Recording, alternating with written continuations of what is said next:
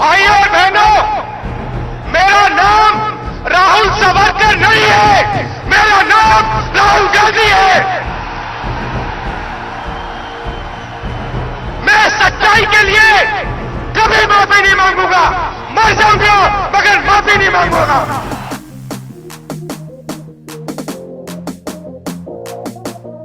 आपके अंदर मेरे लिए नफरत है, आपके अंदर मेरे लिए गुस्सा है, आपके लिए मैं पप्पू हूँ, आपके लिए अलग अलग गाली दे सकते हो, मगर मेरे अंदर आपके खिलाफ इतना सा भी गुस्सा, इतना सा भी क्रोध, इतनी सी भी नफरत नहीं है।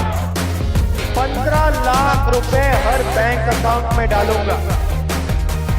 भाइयों बहनों, मिल गया आपको 15 लाख रुपया।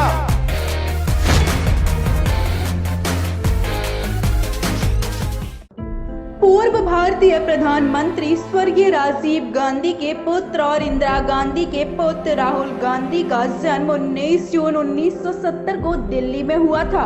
इनकी माता सोनिया गांधी वर्तमान भारतीय राष्ट्रीय कांग्रेस और गठबंधन दल यूपीए की अध्यक्ष हैं। राहुल गांधी की प्रारंभिक शिक्षा दिल्ली के सेंट कोलंबस स्कूल और बाद में देहरादून के प्रसिद्ध दून स्कूल में हुई थी। इंदिरा गांधी की हत्या के पश्चात जब 1984 में दंगे हुए तो ऐसे हालातों में सुरक्षा के मद्देनजर कुछ समय के लिए राहुल गांधी और उनकी छोटी बहन प्रियंका गांधी की शिक्षा का सारा इंतजाम घर पर ही किया गया।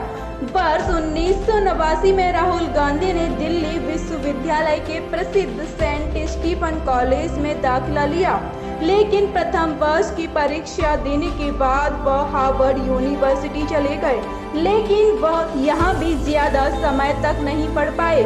1991 में राजीव गांधी की हत्या के पश्चात सुरक्षा कारणों की वजह से राहुल गांधी फ्लोरिडा यूनिवर्सिटी के लॉरेंस कॉलेज चले गए। वहां वह छद्म नाम राहुल विंसी के साथ रहे। सिर्फ यूनिवर्सिटी प्रशासन और सुरक्षा अधिकारियों को उनके असली नाम की जानकारी थी। स्नातक की परीक्षा उत्तीर्ण करने के बाद वह लंदन में ही एक प्रशासनिक फर्म के साथ जुड़ गए।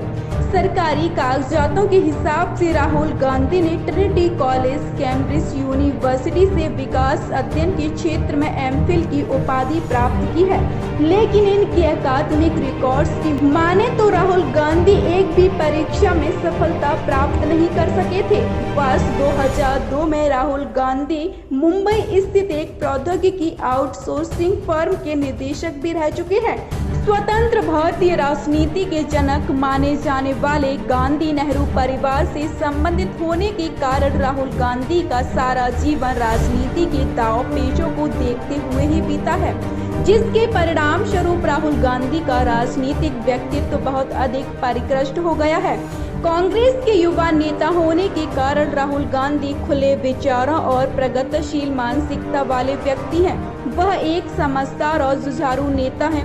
व्यक्तिगत तौर पर आम व्यक्तियों की तरह राहुल गांधी को भी घूमने फिरने और विभिन्न खेलों को देखने और खेलने का शौक है। राहुल गांधी का राजनीतिक सफर वर्ष 2003 में जब राहुल गांधी अपनी मां सोनिया गांधी और प्रियंका गांधी के साथ 14 वर्ष बाद पाकिस्तान में हुए भारत पाकिस्तान क्रिकेट मैच देखने गए, तब यह कयास लगने शुरू हो गई कि निस्संदेह राहुल गांधी राजनीति में कदम रखने वाले हैं, लेकिन राहुल गांधी ने इस बात की कोई पुष्टि नहीं की। वर्ष 2004 में जब प्रियंका और राहुल अपने पिता के पूर्व और माता के तत्कालीन निर्वाचन क्षेत्र अमेठी के दौरे पर गए तो यह अफवाहें और बढ़ गईं कि दोनों भाई बहन राजनीति में पदार्पण करने वाले हैं। हिंदुस्तान के किसानों, आप घबराओ मत, आपका काम होने वाला है। हम खड़े होंगे, हम उनसे लड़ेंगे, 1 इंच पीछे नहीं हटेंगे, उनको सोने नहीं देंगे, रात भर सोने नहीं देंगे, जब तक हिंदुस्तान के किसान का कर्जा माफ नहीं होगा। हम आपकी आवाज पहुंचाने का काम कर रहे हैं। हमने 3 स्टेट्स में कर दिया है और आप याद रखिए, नरेंद्र मोदी जी को इस पर दबाव डाल के हम करवाएंगे।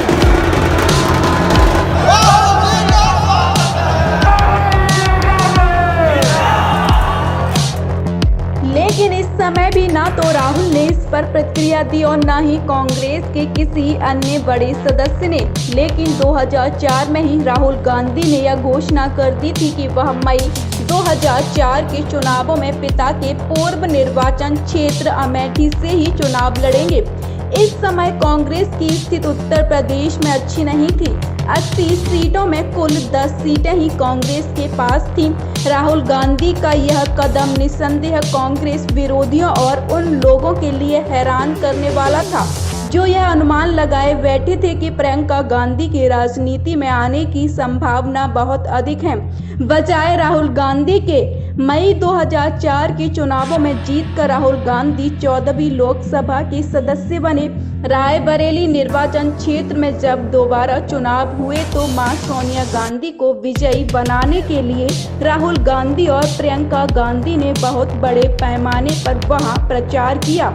परिणाम स्वरूप सोनिया गांधी भारी अंतर से वह सीट जीत गईं, लेकिन 2007 के चुनावों में कांग्रेस अपेक्षित परिणाम हासिल नहीं कर पाई और बहुजन समाज पार्टी को बहुमत प्राप्त हुआ। राहुल गांधी को पार्टी सचिवालय के एक फेरबदल में 24 सितंबर 2007 को अखिल भारतीय कांग्रेस समिति का सामान्य सचिव नियुक्त किया गया था। मैंने आंख में आंख मिलाई। नरेंद्र मोदी जी कभी यूं देखे, कभी यूं देखे, कभी ऊपर देखे, कभी साइड में देखे। राहुल गांधी को पार्टी सचिवालय के एक फेरबदल में 24 सितंबर 2007 को अखिल भारतीय कांग्रेस समिति का सामान्य सचिव नियुक्त किया गया। साथ ही भारतीय युवा कांग्रेस और विद्यार्थी संघ national students union of India यानी कि NSUI के प्रभारी पद का भी भार सौंपा गया। वर्ष 2009 में हुए चुनावों में राहुल गांधी पुनः अमेठी सीट पर जीत गए। राहुल गांधी से जुड़े विवाद राजनीति के युवा चेहरे राहुल गांधी के साथ भी कई गंभीर आरोप जुड़े हुए हैं। एक निजी चैनल में इंटरव्यू देने के दौरान राहुल गांधी ने राष्ट्रीय स्वयंसेवक दल जैसे हिंदूवादी संगठन को सिमी जैसे आतंकी संगठन के समान कहा था। ऐसा बयान देने पर आरएसएस और कांग्रेस में दरार पैदा हो गई थी।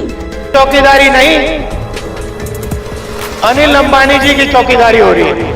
चौकीदार ने चोरी करवा दी, 20,000 करोड़ रुपए की चोरी। माइनर गब्बर सिंह टैक्स लागू करते हैं। यहाँ के रीडिजाइनर ताली लगाते हैं, ताली बजाते हैं, कहते भैया बहुत अच्छा, बहुत अच्छा। उन्नाव में बीजेपी के एमएलए ने महिला का रेप किया। बीजेपी के एमएलए ने लड़की की गाड़ी पर एक्सीडेंट करवाया गया।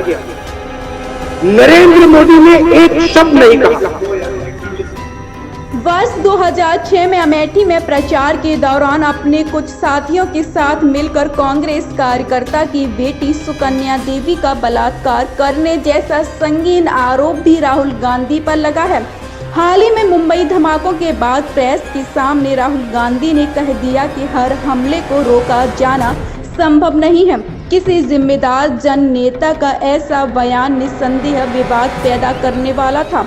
गांधी नेहरू परिवार की चौथी पीढ़ी से संबंधित राहुल गांधी युवा कांग्रेस का एक महत्वपूर्ण चेहरा है। राजनीति में उनकी रुचि होनी स्वाभाविक ही है। इसके अलावा उन्हें विभिन्न जगहों पर घूमना और तैराकी करना भी बहुत पसंद है। वह Rajiv Gandhi foundation, Sanjay Gandhi memorial trust, Rajiv Gandhi charitable trust, Jawaharlal Nehru memorial fund से भी जुड़े हुए हैं। नरेंद्र मोदी जी हिंसा का प्रयोग करते हैं, हिंसा फैलाते हैं और आज पूरे हिंदुस्तान में हिंसा है। महिलाओं पे हिंसा हो रही है, नॉर्थ ईस्ट में हिंसा हो रही है, कश्मीर में हिंसा हो रही है, पूरे देश में हिंसा ही हिंसा है। और जो हमारी स्ट्रेंथ थी, सबसे बड़ी स्ट्रेंथ थी इकोनॉमी।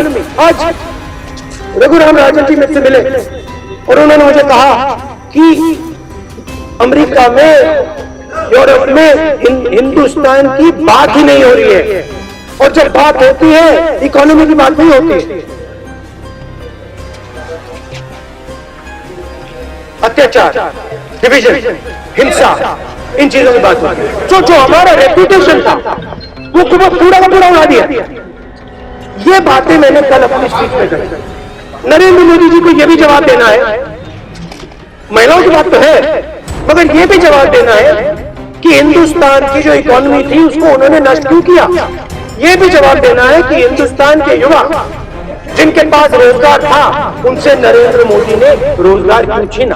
अब मैं बात करता हूं माफी मांगने की। मैं इनसे माफी कभी नहीं मांगने वाला। Thank you.